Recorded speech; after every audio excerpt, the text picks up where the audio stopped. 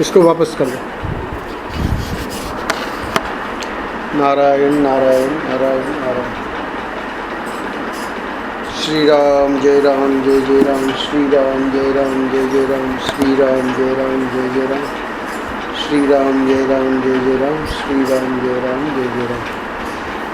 आज है 25 की 24 मई। ये क्या है कि मामा जी प्रत्येक मंथ के एंड में वेदांत का है तो क्योंकि आज 24 मई हो गई ना, तो मंथ का एंड आ रहा है, मतलब 20-21 के बाद में वेदांत चालू हो जाता है। सुबह रोज पढ़ती है तो मैं भी साथ में बैठा होता हूँ, तो मैंने कहा ऐसा है जो समझ नहीं आता उसको एक ही उसको दोबारा पढ़ दो। सबसे कीमती चीज़ है अपनी आत्मा। तो आज महर्षि मांडुक्य प्रवचन आगम प्रकरण 330, 331, 332। जो लोग जागृत के दृश्यों को देखकर उनके नाम और रूप पर लुभा जाते हैं और उसी का चिंतन करने लगते हैं, नाम रूप में फंसकर जिन्होंने अपने आप को जागृत दृश्य पर न्योछावर कर दिया, इदम पर, इदम यानी जो सामने दिख रहा है, इदम पर अहम को लुटा दिया। अहम यानी मैं यानी सामने की चीज़ पे खुद को लुटा दिया। फलस्वरूप दुनिया की चीज़ों के लिए व्याकुल हो गए और इतना व्याकुल हुए कि महाराज इसके लिए झूठ बोलते हैं, इसके लिए छल कपट करते हैं, इसके लिए बेईमानी करते हैं, इसके लिए अपने को सताते हैं, स्वयं दुखी होते हैं और दूसरों को दुखी करते हैं। किस चीज़ के लिए? जो केवल जादू के नाम रूप दिखाई पड़ रहे हैं उनके लिए। अरे भाई, सबसे कीमती चीज़ है अपनी आत्मा। तो आज का जो शीर्षक है, सबसे कीमती चीज़ है अपनी आत्मा। तो प्रश्न ये है कि इस समय हम लोगों ने कीमती चीज़ को, मतलब कौन सी चीज़ को कीमती समझ रखा है? तो अगर हमने आत्मा को सबसे कीमती चीज़ समझा है तब तो ठीक है, पर वो तो किसी ने समझा है। सब लोगों के लिए तो कीमती संसार ही है। तो संसार की स्थिति बता रहे हैं कि संसार तो ये सच्चा नहीं है। सच्चा नहीं है का मतलब संसार सच्चा नहीं है का मतलब इतना ही है कि संसार जैसे स्वप्न है तो स्वप्न सच्चा नहीं होता, वैसे ही संसार जब स्वप्न हम देख रहे थे तब हमको थोड़ी मालूम था कि ये स्वप्न है, उस समय तो सच्चा ही लग रहा था।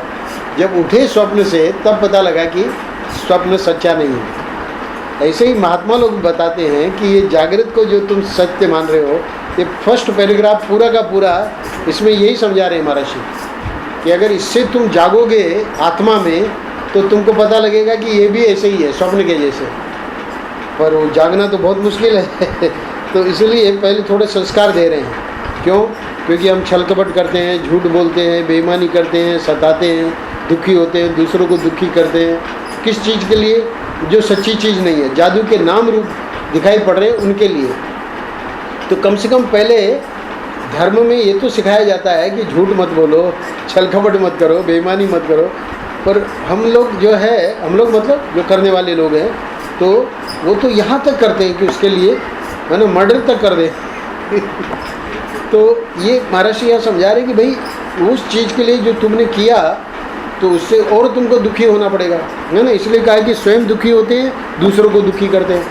तो दूसरों को दुखी करते हैं मतलब कर दिया समझो किसी का मर्डर, अब स्वयं दुखी हो गए मतलब अब जेल में पड़े हैं, है कि नहीं तो किसके लिए, क्यों किया, किस चीज़ के लिए? बोले जो केवल जादू के नाम रूप दिखाई पड़ रहे हैं उनके लिए। मतलब बाद में समझ में आया कि रे, इसलिए उड़िया बाबा जी महाराज के पास एक व्यक्ति उसको बहुत गुस्सा आया हुआ था और बोले मैं उसको मार डालूंगा। और क्षत्रिय लोग होते थे, मार पीट देते थे, कोई बड़ी बात नहीं थी। तो बाबा तो बहुत लीला करते थे। उड़िया बाबा ने कहा कि बेटा उसकी तो जन्म कुंडली मैंने देख रखी है, तो 6 महीने में मरने वाला है, अपनी मौत से मरने वाला है, तेरे को मारने की जरूरत क्या है तो उसने विचार किया कि बाबा जो कह रहे हैं 6 महीने में मरने वाला है, तो हम बेकार में क्यों मारें, क्योंकि हम मारेंगे हमको जेल जाना पड़ेगा। तो उसने अपना गुस्सा शांत किया। बाबा की वही ट्रिक थी गुस्सा शांत करवाने की। महाराज जी कहते हैं कि 6 महीना हो गया, 1 साल हो गया, 2 साल हो गया, वो तो जिंदा है। हाँ, गाड़ी में रख दो, गाड़ी में रख। तो महाराज जी कह रहे हैं कि उड़िया बाबा को हमने पूछा कि बाबा आपने तो कहा कि वो 6 महीने में वो मर जाएगा, वो तो अभी तक जिंदा है। बोले बेटा उस समय उसको जो गुस्सा आया हुआ था ना, तो यही उसकी ट्रिक थी, है ना। अब वो शांत हो गया, गुस्सा, अब उसको गुस्सा है ही नहीं उस पर। अब उसके अंदर थोड़ी है कि मैं इसको मारूंगा, तो वो तो आवेश में आदमी रहता है। तो इसलिए कह रहे हैं कि स्वयं दुखी होते हैं, दूसरों को दुखी करते हैं। किस चीज़ के लिए? जो केवल जादू के नाम रूप दिखाई पड़ रहे हैं उसके लिए। इसीलिए श्रद्धा और सबूरी, शिरडी के साईं बाबा कहते थे कि श्रद्धा यानी भगवान में पूर्ण श्रद्धा, वो जो कर रहे हैं वो ठीक कर रहे हैं, और सबूरी पेशेंस, है ना। ये लोग तो पता नहीं कभी आ जाते गोपालगढ़। तो हमने फ़ोन करवाया अशोक से, हमने कहा शाम जी को कि अभी नहीं, क्योंकि दूध नहीं आया। फिर जब दूध आ गया था, हम गाड़ी में मतलब बाहर आ गए, तब इनको सिग्नल दिया कि आप जाओ। तो ये तो स्कूटर पे थे, तो ये तो झट पहुंच गए, तो हम लोग जाम में फंस गए। तो सबूरी मतलब अब पहुंच गए तो अब क्या करें, है ना। तो सबूरी यानी पेशेंस, अब आराम से प्रतीक्षा करो। तो मोर और देख रहे थे ये लोग, है ना। तो अरे भाई सबसे कीमती चीज़ है अपनी आत्मा। अच्छा, अब यहाँ पर एक और प्रश्न खड़ा होता है जो कि लोग महर्षि को कहते थे, वही प्रश्न महर्षि कर रहे हैं। अब लोग कहते हैं कि यदि आत्मा को हम कीमती मानेंगे और संसार को कीमती नहीं मानेंगे तो हम स्वार्थी हो जाएंगे। ऐसा प्रश्न कई लोगों के मन में उठता है ना। तो अभी एक नई समस्या हो गई, जब ये समझाया कि भाई आत्मा जो है वही सबसे कीमती चीज़ है, तो वो सामने वाला पूछता है या कहता है महात्मा जी को कि भाई ये तो स्वार्थी हो गए ना हम, कि भाई लोगों की हमको कोई है ही नहीं। तो ऐसा प्रश्न कई लोगों के मन में उठता है। इस प्रश्न का जवाब महाराज जी बहुत बढ़िया इसने दिया। उसका समाधान आप अपने ध्यान में बैठा लो, यानी इसको बहुत अच्छी तरह से समझ लो। क्या हम जो आत्मा कहते हैं वह किसी 3.5 हाथ के शरीर में बंधी हुई चीज़ को नहीं कहते। आत्मा का अर्थ लोग समझते हैं कि भाई ये 3.5 हाथ का शरीर है ना, इसमें मेरे अंदर मन है, बुद्धि है ना, चित्त है, अहंकार है। तो ऐसे ही उसके अंदर शरीर में आत्मा है, तो हम उसको आत्मा नहीं कहते। महाराज कह रहे हैं लोगों की ये मिसअंडरस्टैंडिंग है कि हमारे शरीर के अंदर जो है जैसे मन बुद्धि, वैसे ही आत्मा नाम की कोई चीज़ है। आत्मा नाम की चीज़ है, उसको मना नहीं कर रहे हैं, पर उसको हमारी डेफिनेशन उसके लिए आत्मा नहीं है। आत्मा उसको कहेंगे, पर वो आत्मा जो है वो ऑल परवेडिंग है। ऑल परवेडिंग है मतलब जैसे सूर्य हमको दिखता तो आसमान में एक जगह पर है, जैसे ईस्ट में सुबह उगता है पूरब में, तो पूरब में हम देखते हैं कि इस जगह पे है, और उसकी रोशनी देखिए ना पूरे यानी अमेरिका को छोड़ दो, आधा उसके सामने जितना पृथ्वी का हिस्सा है आधा उसको पूरा का पूरा इल्यूमिन करता है। पर है तो उतने ही स्थान में, आत्मा है तो इतने ही जगह पे, पर वो ऑल परवेडिंग है, मतलब उसका जो प्रकाश है वही महर्षि समझाएंगे। तो अब लोग कहते हैं कि यदि आत्मा को हम कीमती मानेंगे और संसार को कीमती नहीं मानेंगे तो हम स्वार्थी हो जाएंगे। ऐसा प्रश्न कई लोगों के मन में उठता है। तो उसका समाधान आप अपने ध्यान में बैठा लो। हम जो आत्मा कहते हैं वह किसी 3.5 हाथ के शरीर में बंधी हुई चीज़ को नहीं कहते। वेदांतियों ने क्या किया कि स्व अर्थात आत्मा का जो प्रतिपादन किया, मतलब उसको जो एक्सप्लेन किया, वह इतने बड़े रूप में किया कि समूची सृष्टि उसका शरीर हो गया। अब देखिए ना, वो सूर्य उगा तो पूरब में, और पूरा यानी गोपालगढ़ और आनंद वृंदावन और कानपुर और है ना नागपुर और चेन्नई और पूरा भारत, कहाँ कहाँ उसका प्रकाश है। तो ऐसे ही उसको इस प्रकार से कि समूची सृष्टि उसका शरीर हो गया। तो सूर्य इसके लिए बहुत बढ़िया एग्जाम्पल है। तो समूची सृष्टि आत्मा का शरीर हो गया का मतलब क्या है कि महापुरुष जैसे महर्षि है, तो महर्षि जब हम कहेंगे कि महर्षि का आत्मा, तो महर्षि तो सबके प्रति उनका प्यार है ना, कोई भी आ जाए, विदेशी आ जाए, यहाँ आ जाए, कोई गरीब आ जाए, धनी आ जाए, सबके प्रति प्यार है। तो इसको कहते हैं। हम लोगों का क्या है कि हमारे कोई आ गए संबंधी, है ना, तो हमको प्यार है, हमारा कोई मतलब नहीं है, तो फिर भाई काय को ये लोग डिस्टर्ब करेंगे। और महात्मा के पास तो सब लोग पहुँच रहे हैं और उनके कौन से संबंधी है, कोई संबंधी नहीं उनका।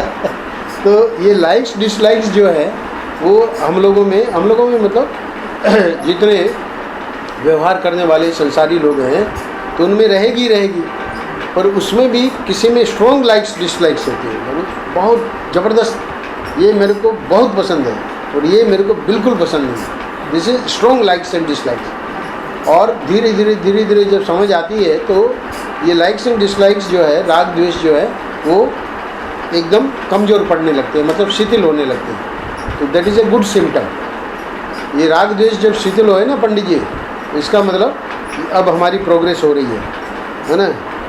तो क्या नियम लिया 10 माला का, बहुत ज़बरदस्त नियम लिया। कब से लिया? आज से, कल से, परसों से? अच्छा, क्या बोला? 10 माला रोज करनी है ना। हाँ, मंत्र कौन सा है? श्री कृष्ण, बस श्री कृष्ण, श्री कृष्ण। अच्छा, महंगी नाम दी, श्री कृष्ण, इतना ही बोलना है। श्री कृष्ण एक मन का, श्री कृष्ण, श्री कृष्ण, श्री कृष्ण, श्री कृष्ण, श्री कृष्ण, तब तो जल्दी हो जाएगा। क्योंकि ये लोग करते हैं ना, अपना क्या नाम है इसका भैया, मोनू, तो इसका मंत्र है हरे राम राम राम हरे हरे, हरे कृष्ण कृष्ण कृष्ण हरे। हाँ तो श्री कृष्ण तो 10 माला जल्दी हो जाएगी। जैसे हम लोगों का ओम है, तो ओम में जल्दी हो जाएगी। तो वो उतना लंबा मंत्र होगा तो पढ़ाई भी करता है ना, तो इसलिए श्री कृष्ण वाला तो हो जाएगा। और उसमें देख लेना सुबह शाम जैसे समय मिले वैसे, ऐसा नहीं कि सुबह ही करनी है ना। वो तो अपना पक्का है ना, और उन्हें पंडित है सबसे बढ़िया वही है, क्योंकि आप अपने बच्चों के साथ गप लगाओ, उससे अच्छा अपना श्री कृष्ण करके। वो तो होशियार है, मैंने कहा ना ये मोनू से तेज है ये बड़ा होगा तो मोनू पीछे रह जाएगा। तो ये कहने का मतलब ये है कि समूची सृष्टि उसका शरीर हो गया, मतलब अब स्ट्रॉन्ग लाइक्स एंड डिसलाइक्स नहीं रही। तो स्ट्रॉन्ग लाइक्स डिसलाइक्स जब नहीं रहती है तब धीरे धीरे हमारा जो है समूची सृष्टि हमारा शरीर हो गया। का अर्थ यही है, सबसे प्यार।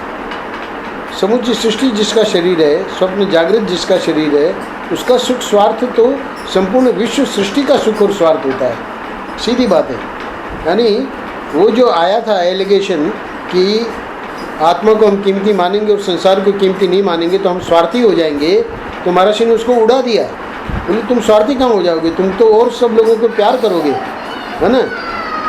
ये मतलब आत्मा को हम 3.5 शरीर के हाथ में, 3.5 हाथ के शरीर में बंधी हुई चीज़ को नहीं मानते।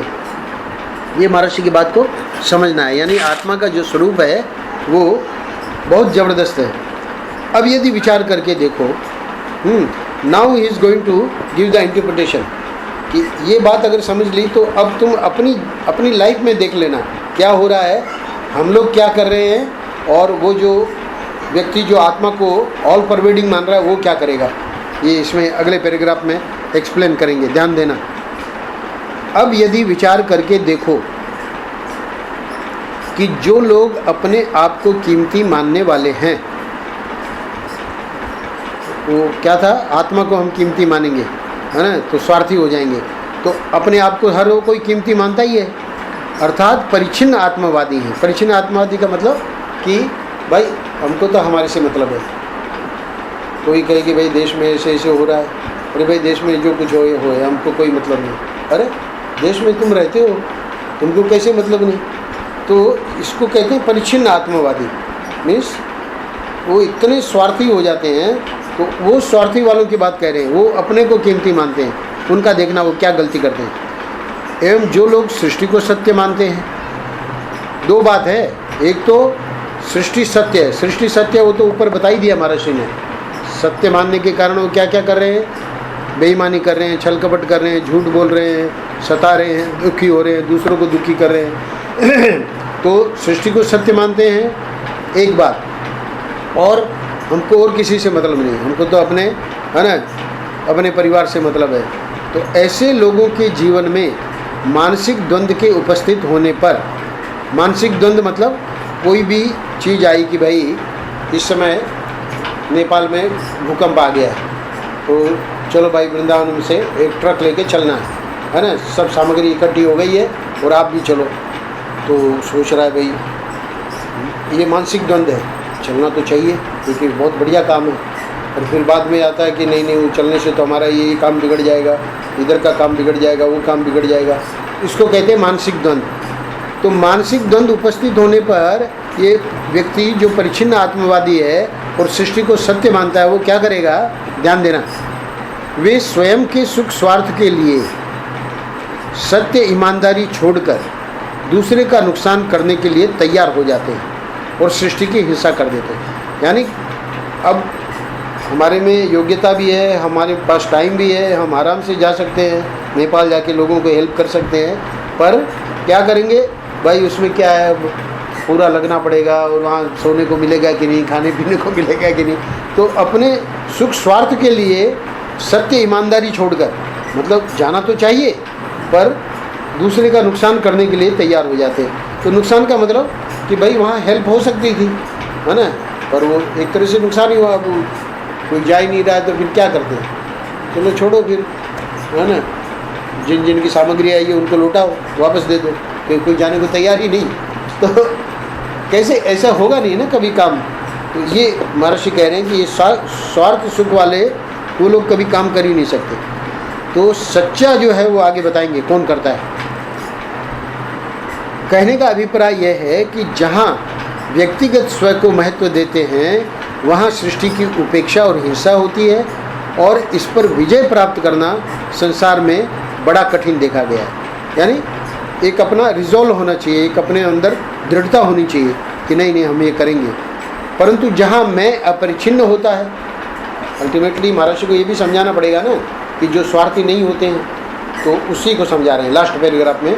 परंतु जहाँ मैं यानी जो अपना मैं है वो सबके प्रति प्रेम है, पूर्ण होता है ना, जैसे महर्षि परमात्मा से एक होता है, उनका देखिए दृष्टिकोण, वहाँ पक्षपात नहीं, हिंसा नहीं, झूठ नहीं, बेईमानी नहीं। वहाँ तो अपनी आत्मा शुद्ध और अपना जीवन भी शुद्ध हो जाता है। समझ गए ना पंडित जी, कठिन तो नहीं है ना। इसलिए व्यक्तिगत अहम को महत्व देने से जो हिंसा है उस हिंसा से बचने का बड़ा भारी प्रयोजन इससे सिद्ध होता है कि हम अपनी आत्मा की पूर्णता को समझें। यानी आत्मा जो है वो कटा पीटा इतना छोटा सा नहीं है, वो तो सूर्य के जैसे सबको प्रकाश दे रहा है। अब पंडित जी देखिए यहाँ आए हैं, यहाँ सबको सुख दे रहे हैं, उनके मामा जी भी खुश है ना, मामी जी भी खुश। उधर सत्संग में जाते हैं, सामने इनके, आप तो गई है ना शाम जी के घर, तो सामने जो सत्संग है उसमें एक एक घंटा बैठते हैं सत्संग में। फिर बिहारी जी जाते हैं, तो सबको आनंद दे रहे हैं। तो यही महर्षि कह रहे हैं कि आत्मा की पूर्णता को समझने पर तो सबको आनंद देंगे, और जब वो स्वार्थी होगा तो वो व्यक्ति जो है वो सत्य ईमानदारी छोड़कर दूसरे को नुकसान करने के लिए तैयार हो जाते हैं। तो ये आज का पृष्ठ बहुत इम्पोर्टेंट है। अभी पंडित जी बताएंगे इसका एसेंस, इसका जो सार है। बोलो। सबसे कीमती चीज है अपनी आत्मा, ऐसा क्यों कह रहे हैं? क्योंकि वही परमात्मा है। अरे वाह ये कह रहे हैं इसका आज के पृष्ठ का एसेंस कि सबसे कीमती अपना आत्मा। ये क्यों कहा हमारा श्री? क्योंकि वही तो परमात्मा है। पूरा पेज का एसेंस प्रतिदिन आते हैं ना यहाँ श्याम जी के साथ, सुबह आ जाते हैं, तो पेज होने के बाद फिर उसका एसेंस बताते हैं। नाम तो ठीक रखा। देखो मामा जी ने भी पास कर दिया तेरा नाम।